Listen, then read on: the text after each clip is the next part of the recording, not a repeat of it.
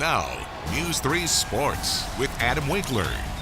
Irrelevant, meaningless, insignificant. Those are some of the adjectives you will hear and see thrown around this week as NFL teams play their final preseason games, the last and least consequential contest in an exhibition season filled with pointless pigskin.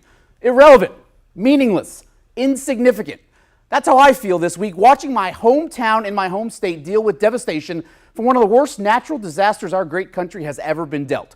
As you may know, I grew up in Houston. My parents still live there. So does my brother. But here I am, 1,400 miles from family and friends, coming to work, going to games, conducting my day-to-day routine like everything is just peachy. Irrelevant, meaningless, insignificant. And the empty feeling was bothering me until my wife, who is also from Southeast Texas, reminded me sports are a welcome distraction for many, a diversion from the worst of the world. We've said it on this air before. In the grand scheme of things, sports, literal games, are never the most important, but often they can be the most impactful. Even with that perspective, I wondered why folks here in Hampton Roads need a diversion from the disaster in Houston. Just because it's a big deal to me doesn't mean it's a big deal to you. But we all have a Harvey experience. Maybe it's not that bleak feeling watching loved ones deal with flooding, but rather a hollow reaction after seeing our state in strife earlier this month in Charlottesville. Sports were there with an escape.